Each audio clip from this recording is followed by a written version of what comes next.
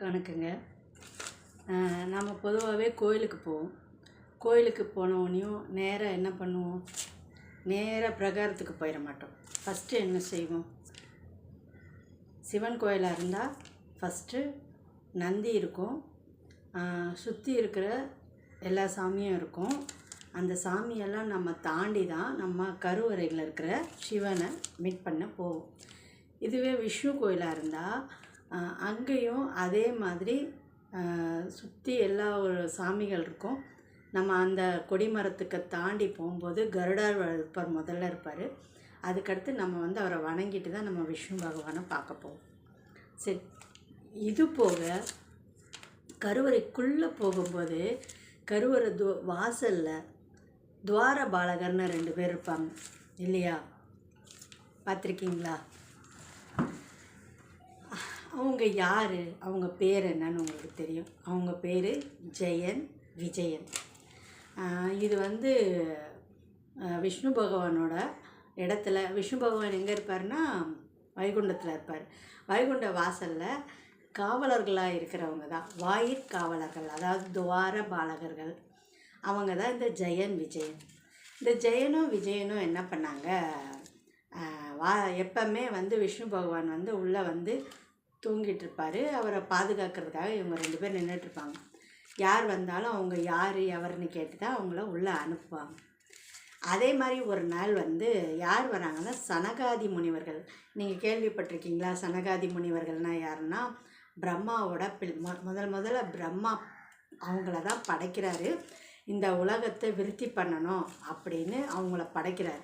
ஆனால் அந்த 4 பேரும் என்ன பண்ணுறாங்கன்னா, நாங்கள் வம்ச விருத்தியெல்லாம் பண்ண மாட்டோம், நாங்கள் விஷ்ணுவே தான் நினச்சிட்ருப்போம், பகவானே தான் நினச்சிட்ருப்போம், நாங்கள் இதையெல்லாம் பண்ண மாட்டோம்னு சொல்லிட்டு தன்னுடைய வாழ்க்கையை அவங்க அர்ப்பணிச்சிடுறாங்க, இறைவனுக்காக அர்ப்பணிச்சிடுறாங்க. அவங்க தான் அந்த சனகாதி முனிவர்கள். அதுக்கப்புறம் தான் பிரம்மா மனுன்றவரை அவங்கள படைக்கிறாங்க. அவங்க மூலயமா நம்மளை மனுஷங்க முனிவர்கள் அவங்க எல்லாரையும் அதுக்கப்புறம் தான் அவங்க படைக்கிறாங்க. அந்த கதையை விட்டுருவோம். இப்போ இந்த சனகாதி முனிவர்கள் என்ன செய்கிறாங்க? அவங்க உருவம் பார்த்திங்கன்னா குழந்தை ஒரு உருவத்தில் தான் இருப்பாங்க, குட்டை குட்டையாக இருப்பாங்க. அவர் வராங்க, அந்த உருவத்தை கண்டுட்டு அந்த ஜெயனும் விஜயனும் என்ன பண்ணுறாங்க? அவங்கள ஒரு பொருட்டாக மதிக்காமல், நில்லுங்க, நீங்கள் யார், இங்கே உள்ளே போகக்கூடாது அப்படின்னு சொல்லிட்டு அவங்கள சனகாதி முனிவர்களை உள்ளேயே அனுப்பலை. கோபம் கொண்ட சனகாதி முனிவர்கள் என்ன பண்ணிடுறாங்கன்னா, ஜெயனையும் விஜயனையும் சபிச்சிடுறாங்க. நீங்கள் 3 பிறவிகளும் பூமியில் போய் பிறந்து 3 பிறவியை அனுபவிச்சுட்டு தான் வரணும் அப்படின்னு சொல்லிட்டு, மனுஷனுக்கு 7 பிறவி இருக்கு இல்லையா, அனுபவிச்சுட்டு தான் வரணும்னு அந்த முனிவர்கள் சாபிச்சிடுறாங்க. அந்த நேரம் பார்த்து விஷ்ணு வரார்.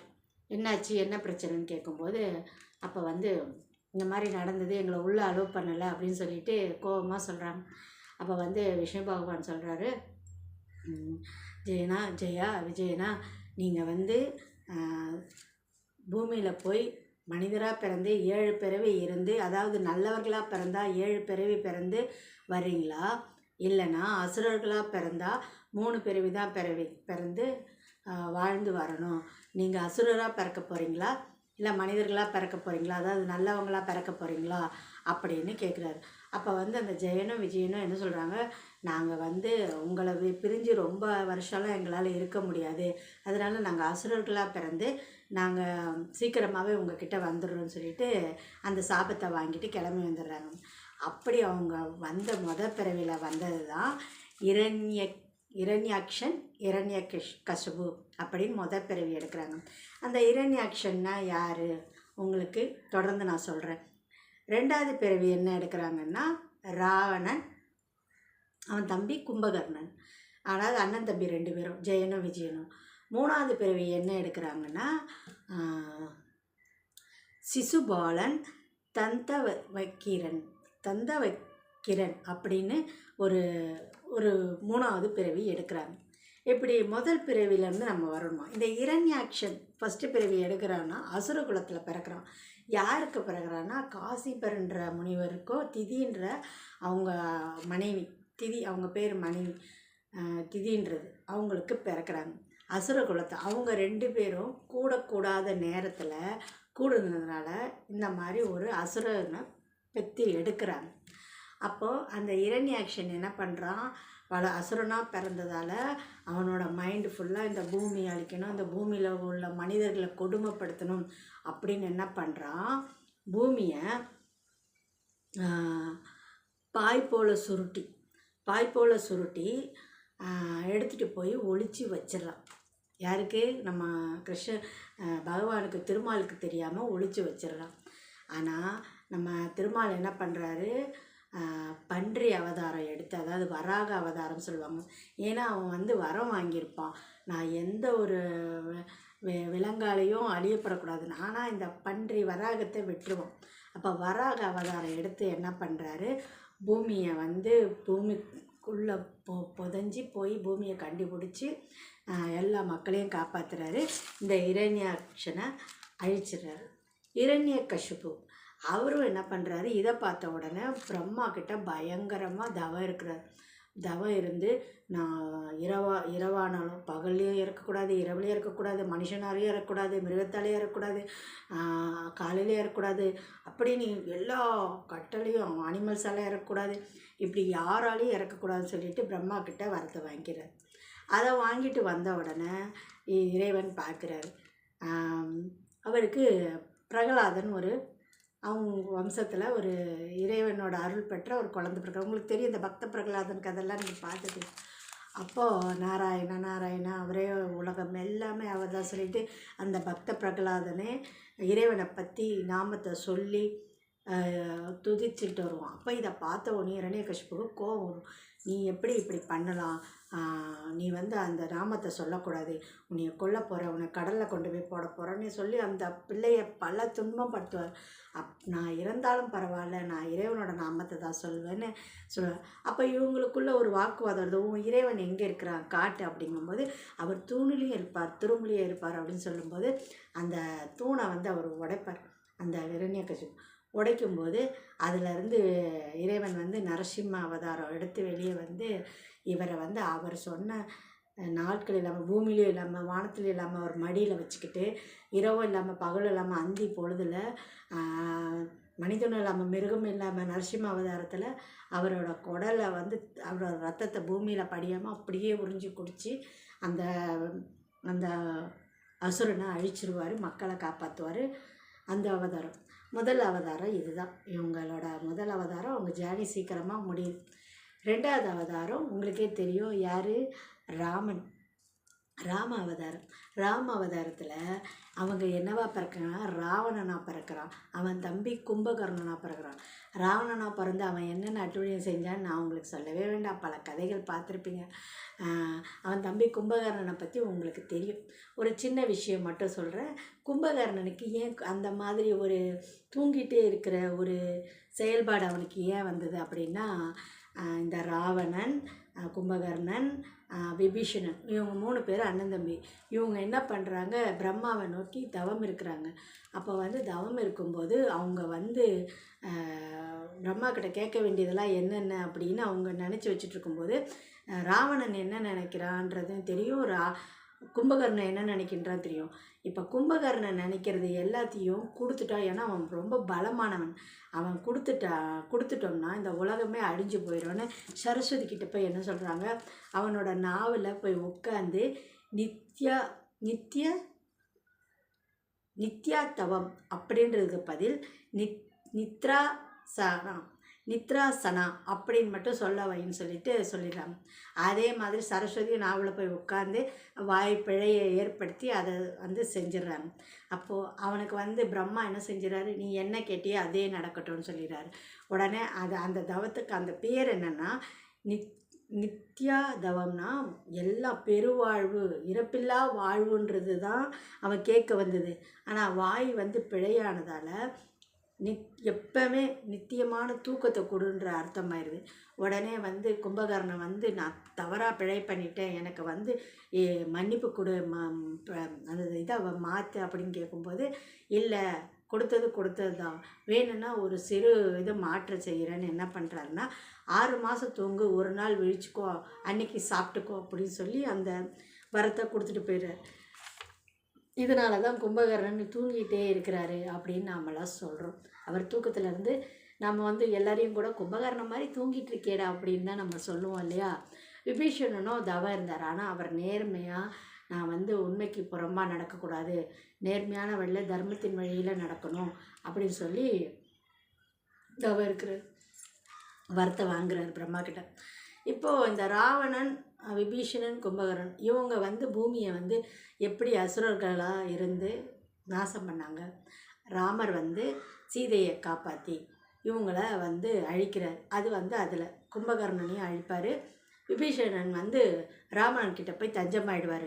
நான் வந்து எங்கள் அண்ணன் தான் தப்பு பண்ணார், நான் எந்த தப்பும் பண்ணலை, சீதை மேலே ஆசை கொண்டது அவர் தான், என்னை மன்னிச்சிடுங்கன்னு ராமர்கிட்ட போய் சரணடைஞ்சிடுறாரு. அதனால் விபீஷணனுக்கு ஒன்றும் ஆகிறதில்ல. இது 2வது அவங்களோட காலம் முடியுது.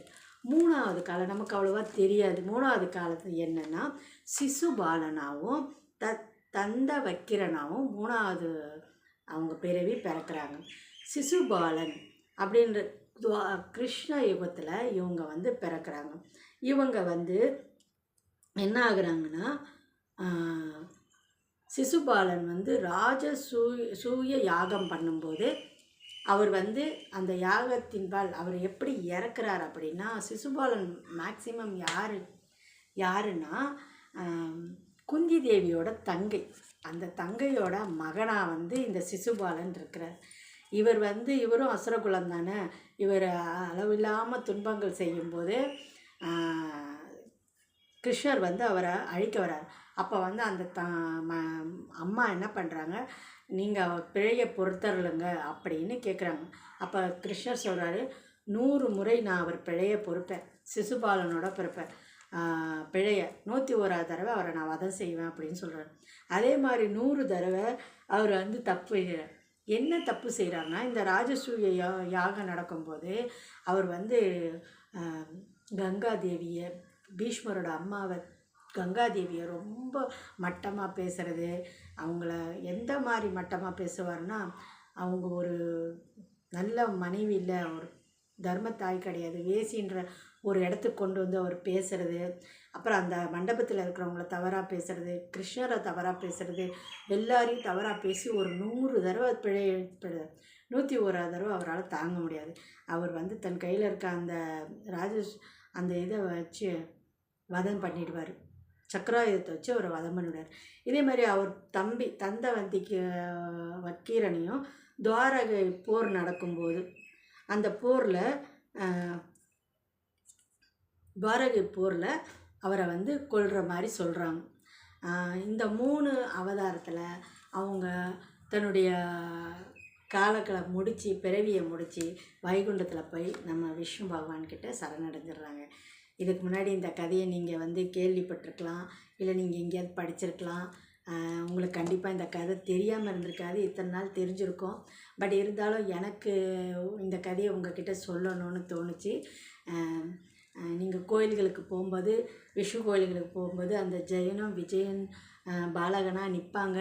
நீங்கள் உள்ளே போகிறதுக்கு முன்னாடி அவங்கள வணங்கிட்டு என்ன சொல்லிட்டு போகிறீங்கன்னா, நாங்கள் உள்ள கடவுளை பார்க்க போகிறோம், எங்கள் சாமியை பார்க்க போகிறோம், நீங்கள் அனுமதி கொடுங்க. நம்ம ஒரு டிக்கெட் வாங்கிட்டு போய் உள்ளே போவோம் இல்லையா, அதான் மாதிரி அங்கே அவங்களுக்கு 2 பேர்கிட்டையும் வணங்கிட்டு நீங்கள் உள்ளே போங்க. இதே மாதிரி இந்த கோயில்களில் மட்டும்தான் இப்படியா, சிவன் கோயில்களில் இல்லையானா, சிவன் கோயிலில் யார் இருக்கான்னா நம்ம நந்தி பகவான். அவர் வந்து கேட்டுக்கிட்டாரு, என்னை வந்து நான் தான் உங்களை பாதுகாப்பேன், நான் வந்து உங்கள் கூடையே இருக்கணும், எப்பவும் உங்கள் கண் பார்வையிலே இருக்கணும்னு கேட்டதால் நந்தி பகவான் முன்னாடியே உட்காந்துருப்பார். அதுபோக கருப்பசாமி, நீங்கள் கருப்பசாமியில் பைரவர் வந்து காவல் தெய்வம், உங்களுக்கே நல்லா தெரியும். அவர் சிவன் கோயிலில் இருப்பார். முருகர் கோயிலில் யார் இருப்பார்னா அவரோட சேனாதிபதி பேர் ஞாபகத்துக்கு வரலையா, முருகன் கோயிலில் இருக்கிற பாலகர்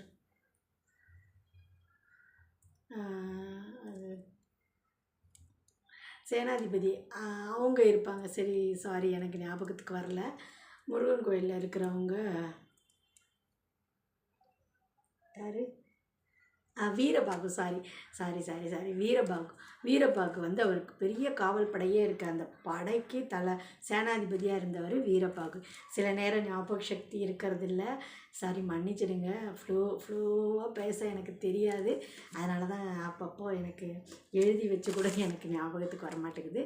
இந்த மாதிரி நம்ம வந்து கோயில்களுக்கு போனால் இறைவனை மட்டும் தரிசிக்காமல் அங்கே சுற்றி இருக்கிற பிரகாரத்தில் இருக்கிற எல்லாரையும் முதல்ல விநாயகர், உங்களுக்கே தெரியும் விநாயகரை வணங்கணும். அதுக்கு பிறகு முருகக்கடவுள், அதுக்கு இப்படி ஒவ்வொரு கோயிலையும் நீங்கள் அவங்கள வணங்கும்போது அந்த சாமியை மட்டும் நினச்சி நீங்கள் அவங்கக்கிட்ட உங்களுடைய கோரிக்கையை நீங்கள் சொல்லுங்கள். அவங்க கண்டிப்பாக அவங்களுக்கு காதுகள் இருக்குது, உங்களை பற்றி எல்லாம் அவங்களுக்கு புரியும். நீங்கள் அவங்கக்கிட்ட மண்டிட்டு கேட்டிங்கன்னா உங்களுடைய பிரார்த்தனை நிறைவேறும். 63 நாயன்மார்கள் கதையெல்லாம் உங்களுக்கு தெரிஞ்சிருக்க வாய்ப்பு இருக்குது. தெரியலனாலும் நான் வந்து இனி வரும் காலங்களில் ஒன்று ஒன்றா சொல்கிறேன். அந்த 63 நாயன்மார்களும் மிகப்பெரிய துன்பம் துயர கஷ்டப்பட்டு இறைவன்கிட்ட சேர்ந்தாங்கன்னு உங்களுக்கு தெரியும். அவங்களெல்லாம் நீங்கள் வணங்குங்க, உங்களோட துன்பங்கள் பனி போல் விலகிடும்.